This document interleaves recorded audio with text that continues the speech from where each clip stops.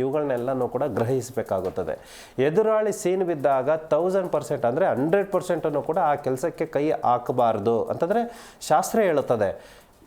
ಅದನ್ನು ನೆಗ್ಲೆಕ್ಟ್ ಮಾಡಿಕೊಂಡು ಆಗಿದ್ದಾಗಲಿ ನೋಡೋಣ ಅಂತ ಅಂದ್ಬಿಟ್ಟು ಪ್ರಯತ್ನಗಳು ಪಟ್ಟವರಿಗೆ ಆ ಸಮಸ್ಯೆಗಳು ಉದ್ಭವ ಆಗುತ್ತೆ. ಕೆಲಸ ಕಾರ್ಯಗಳು ಸಕ್ಸಸ್ ಅನ್ನುವಂಥದ್ದು ಆಗೋದಿಲ್ಲ, ನಷ್ಟಪ್ರಾಪ್ತಿಯನ್ನು ಅನುಭವಿಸಬೇಕಾಗುತ್ತದೆ. ಇದನ್ನು ಕೂಡ ಶಕುನ ಶಾಸ್ತ್ರಗಳಿಗೆ ಸಂಬಂಧಪಡುವಂಥದ್ದು. ಮತ್ತು ಮನೆ ಅಂಗಳದಲ್ಲಿ ಇರುವಂತಹ ತುಳಸಿ ಗಿಡ ಅನ್ನುವಂಥದ್ದು ನಾವು ಎಷ್ಟೇ ಶ್ರೇಷ್ಠವಾಗಿ ನಮ್ಮ ಮನೆಯ ಮಗು ಥರ ನಾವು ಬೆಳೆಸ್ತಾ ಇದ್ರೂ ಕೂಡ ಆಕಸ್ಮಿಕವಾಗಿ ಅದು ಒಣಗೋಗುವಂಥದ್ದು, ಆಕಸ್ಮಿಕವಾಗಿ ಎಲ್ಲ ಇನ್ನೇನು ಚಿಗುರುವಂತಹ ಒಳ್ಳೆಯ ಸಮಯ ಅನ್ನುವಂಥದ್ದು ಬಂದಾಗ ಆಕಸ್ಮಿಕವಾಗಿ ಎಲ್ಲ ಎಲೆಗಳನ್ನು ಕೂಡ ಉದುರೋಗುವಂಥದ್ದು, ಈ ರೀತಿಯಾಗಿ ಸಮಸ್ಯೆಗಳು ಆಗುವಂಥದ್ದು. ಅಂತಂತಂದರೆ ಅದು ಮುಟ್ಟು ದೋಷದಿಂದ ಆದರೂ ಆಗಿರ್ಬೋದು, ಅಥವಾ ಯಾವುದಾದ್ರೂ ಕೂಡ ಅಲ್ಲಿ ಇರುವಂತಹ ಯಜ್ಞಗಳು ಹಿಳಿಗಳು ಬಂದು ಅಲ್ಲಿ ಸಂಪೂರ್ಣವಾಗಿ ಬುಡದ ಸಮೇತ ಮಣ್ಣನ್ನು ತಿಂದು ನಷ್ಟಪ್ರಾಪ್ತಿ ಅನ್ನುವಂಥದ್ದು ಆಗಿರ್ಬೋದು. ಯಾವುದೋ ಒಂದು ರೂಪದಲ್ಲಿ ಆದ್ರೂ ಕೂಡ ನಮ್ಮ ಕಣ್ಣಿಗೆ ಕಾಣಿಸೋದೇನೋ ಅಲ್ಲಿ ನಷ್ಟ ಆಗಿದೆ, ಆ ಜೀವಿಗೆ ನಷ್ಟ ಆಗಿದೆ ಅಂತಂದರೆ ನಮ್ಮ ಮನೆ ಅಂಗಳಕ್ಕೂ ಕೂಡ ನಮಗೂ ಕೂಡ ಯಜಮಾನ್ರಿಗೂ ಕೂಡ ನಷ್ಟಪ್ರಾಪ್ತಿ ಅನ್ನುವಂಥದ್ದು ಅನುಭವಿಸುತ್ತೆ. ಇದೂ ಕೂಡ ಶಕುನ ಶಾಸ್ತ್ರಗಳಿಗೆ ಸಂಬಂಧಿಸಿದ್ದು.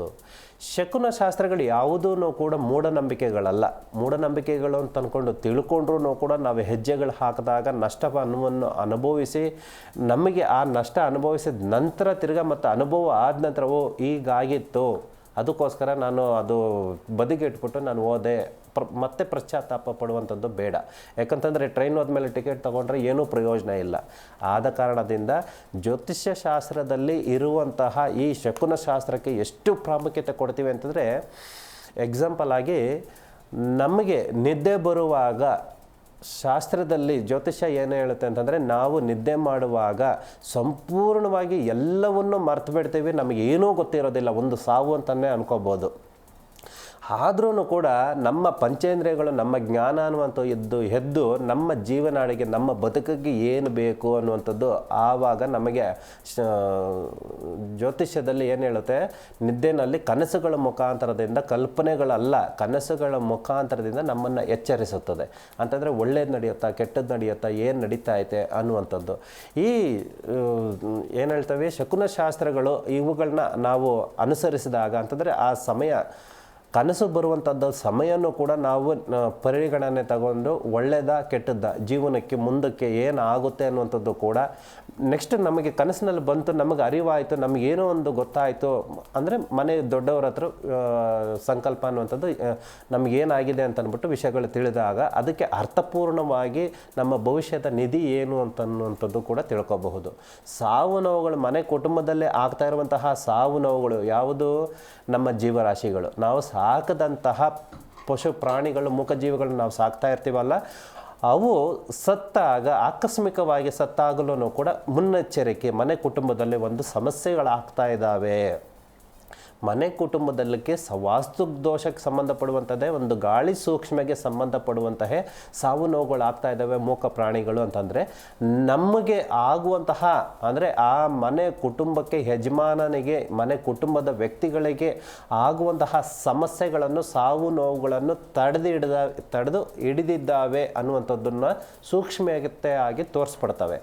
ಅವುಗಳನ್ನ ನಾವು ಅರ್ಥಕೊಂಡು ಮನೆ ಕುಟುಂಬಕ್ಕೆ ಏನೋ ಒಂದು ಸಮಸ್ಯೆಗಳಾಗ್ತಾ ಇದ್ದಾವೆ, ಈ ಪ್ರಾಣಿ ಪಕ್ಷಿಗಳಲ್ಲಿ ನಮ್ಮಲ್ಲಿ ಸಾಕದಂತಹ ಪ್ರಾಣಿ ಪಕ್ಷಿಗಳು ಯಾವುದೋ ಒಂದು ಸಮಸ್ಯೆಗಳಲ್ಲಿ ಎದುರಾಗ್ತಾ ಇದ್ದಾವೆ ಅಂತಂದಾಗ ನಮ್ಮನ್ನು ಎಚ್ಚರಿಸುತ್ತಾ ಇದ್ದಾವೆ. ಅದನ್ನು ಗಂಭೀರವಾಗಿ ತೆಗೆದುಕೊಂಡು ಗುರುಗಳ ಮುಖಾಂತರದಿಂದ ಗುರು ಹಿರಿಯರ ಮುಖಾಂತರದಿಂದ ನಾವು ಸಲಹೆಗಳನ್ನು ಪಡ್ಕೊಂಡಾಗ ಯಾವ ಶಕುನ ಶಾಸ್ತ್ರದಿಂದನೂ ಕೂಡ ಯಾವ ಶಕುನಗಳಿಂದನೂ ಕೂಡ ನಮಗೆ ಅಡೆತಡೆಗಳು ಆಗೋದಿಲ್ಲ. ಇವುಗಳೆಲ್ಲವೂ ಕೂಡ ಶಕುನ ಶಾಸ್ತ್ರಗಳು ಯಾವೂ ಕೂಡ ನಮಗೆ ಕೆಟ್ಟದ್ದು ಬಯಸ್ತಾ ಇಲ್ಲ. ನಾವು ನಡೆದು ಹೋಗ್ತಾ ಇರುವಂತಹ ದಾರಿಗಳಲ್ಲಿ ಮುಂದೆ ಸ್ವಲ್ಪ ಅವಘಡಗಳಿದ್ದಾವೆ, ಮುನ್ನೆಚ್ಚರಿಕೆಗಳನ್ನು ತೋರಿಸ್ಕೊಡುವಂಥದ್ದೇ ಪ್ರಕೃತಿಯ ಧರ್ಮ. ಇದೇ ಶಕುನ ಶಾಸ್ತ್ರ ಅನ್ನುವಂಥದ್ದು ತಿಳಿಸ್ಕೋಬಹುದು. ಓಕೆ ಗುರುಜಿ, ಇನ್ನು ಈ ಶಕುನ ಮತ್ತು ಅಪಶಕುನ ವಿಚಾರಕ್ಕೆ ಸಂಬಂಧಪಟ್ಟಂತೆ ಯಾವ ದೇವರ ಪೂಜೆಯನ್ನು ಮಾಡಬೇಕು, ಯಾವ ದೇವರನ್ನು ನೆನೆಸ್ಕೊಳ್ಬೇಕು ಅಂತ? ವಿಶೇಷವಾಗಿ ಶಕುನ ಶಾಸ್ತ್ರಕ್ಕೆ ಅನ್ನುವಂಥದ್ದು ಮೊದಲೇದೇ ಹೇಳಿದ್ವಿ, ನಂಬಿಕೆಗಳು ಮತ್ತು ಮೂಢನಂಬಿಕೆಗಳು ಅಂತ. ಮೂಢನಂಬಿಕೆಗಳಲ್ಲ ಇದು. ಶಕುನ ಶಾಸ್ತ್ರ ಅನ್ನುವಂಥದ್ದು ನಮ್ಮ ಸಂಕಲ್ಪ ಸಿದ್ಧಿಗೆ ಮತ್ತು ನಮ್ಮ ಅಡೆತಡೆಗಳಿಗೆ ಆಗುವಂಥದ್ದು. ಎಕ್ಸಾಂಪಲ್ ಆಗಿ ಇವಾಗ ಯಾವ ದೇವರನ್ನು, ಇಷ್ಟ ದೇವರನ್ನು ಪೂಜೆ ಮಾಡಬೇಕು ಅಂತಂದರೆ, ಯಾವ ದೇವರನ್ನು ಅಂತಂದರೆ ಇಷ್ಟ ದೇವರನ್ನು ಯಾಕೆ ಮಾಡಬೇಕು? ನಮ್ಮ ಶಕುನಗಳು ನಮಗೆ ಆಗ್ತಾ ಇರುವಂತಹ ಅಡಚಣೆಗಳು ನಮಗೆ ಮಾತ್ರನೇ ಸಂಬಂಧಪಟ್ಟದ್ದು ಮತ್ತು ನಮ್ಮ ವೈಯಕ್ತಿಕವಾಗಿ ಸಂಬಂಧಪಟ್ಟದ್ದು, ನಮ್ಮ ಜ್ಞಾನಕ್ಕೆ ಸಂಬಂಧಪಟ್ಟದ್ದು ಆಗಿದ್ದಾಗ ಇಷ್ಟ ದೇವರನ್ನು ಪೂಜೆ ಮಾಡಬೇಕು. ಮತ್ತು ವಿಶೇಷವಾಗಿ ವಾಯುಪುತ್ರ ಹನುಮಾನನನ್ನು ಪೂಜೆ ಮಾಡಬೇಕು. ಆಂಜನೇಯ ಸ್ವಾಮಿಯ ಧ್ಯಾನವನ್ನು ಮಾಡಬೇಕು. ಮನೆ ಕುಟುಂಬದಲ್ಲಿ, ಮನೆ ಅಂಗಳದಲ್ಲಿ, ಮನೆಗೆ ಅಕ್ಕಪಕ್ಕದಲ್ಲೂ ಕೇಳಿಸೋ ರೀತಿಯಲ್ಲಿ ನಮಗೆ ಸಾಧ್ಯವಾದಷ್ಟನ್ನು ಕೂಡ ಹನುಮಾನ್ ಚಾಲೀಸ್ನ ಬರೆಯುವಂಥದ್ದಾಗಲಿ ಕೇಳುವಂಥದ್ದಾಗಲಿ ಮಾಡಿದಾಗ ಅದು ಸ್ವಯಂ ಚಾಲಿತ. ಜಿ ಕನ್ನಡ ನ್ಯೂಸ್ ಈಗ ನಿಮ್ಮ ಮನೆಯಲ್ಲೇ ನೋಡಿ.